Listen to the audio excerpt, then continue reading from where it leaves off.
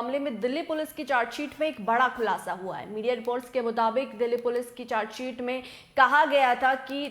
6 शीर्ष पहलवानों की शिकायतों की अब तक की जांच के आधार पर भारतीय जनता पार्टी के सांसद ब्रजभूषण शरण सिंह के खिलाफ मुकदमा चलाया जा सकता है। इतना ही नहीं, उन्हें यौन उत्पीड़न, छेड़छाड़ और बदनीति से पीछे करने जैसे अपराधों के लिए दंडित भी किया जा सकता है। खास बात यह है कि दिल्ली पुलिस ने आरोपी बीजेपी नेता और गवाहों से पूछताछ के लिए बुलाने की इजाजत अदालत से मांगी है। आपको बता दें कि इंडियन एक्सप्रेस की रिपोर्ट के मुताबिक आईपीसी की धारा 506,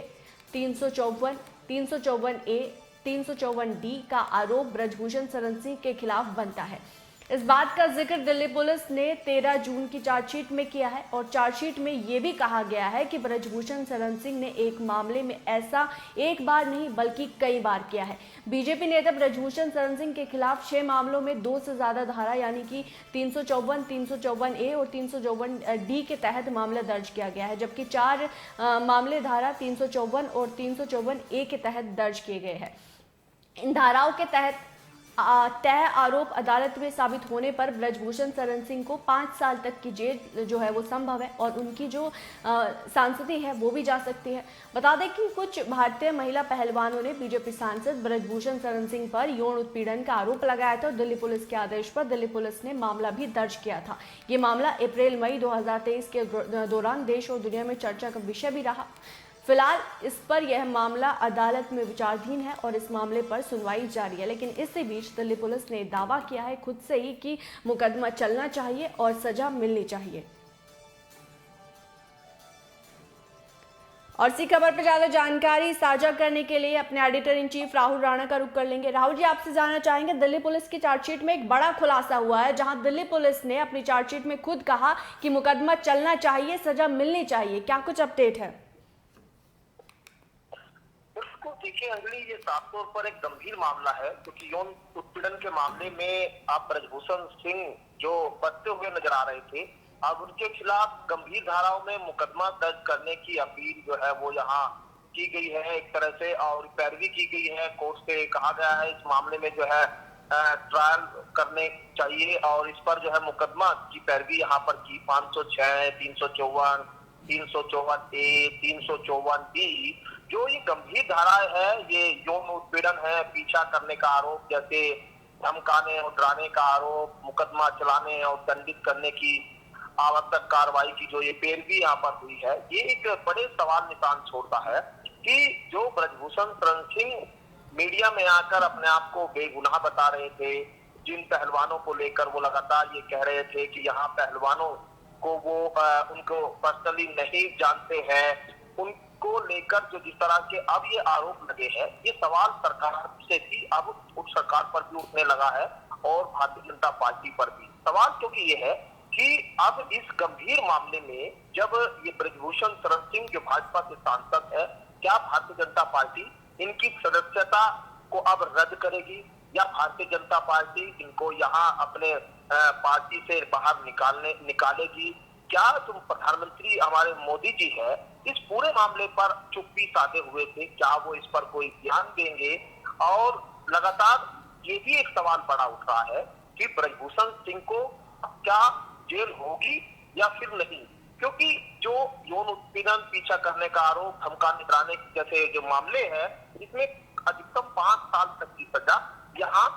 ब्रजभूषण सिंह को हो सकती है। लेकिन इसमें पूरे मामले में जो दिल्ली पुलिस है उन्होंने अपनी जांच की है, लेकिन कहीं ना कहीं दिल्ली पुलिस की सब पर भी सवाल खड़े हुए कि इस पूरे मामले में ना तो दिल्ली पुलिस ने आरोपी ब्रजभूषण से को लेकर पूछताछ की, न उनसे कोई सवाल किए गए, ऐसी कार्रवाई नहीं, जेल नहीं भेजा गया, या फिर जो है ये कहा जा रहा है कि उनको जो है गिरफ्तार तक नहीं किया गया, बुलाया तक नहीं गया थाने में। तो वो सब सवाल कहीं ना कहीं बड़े सवाल है। और इस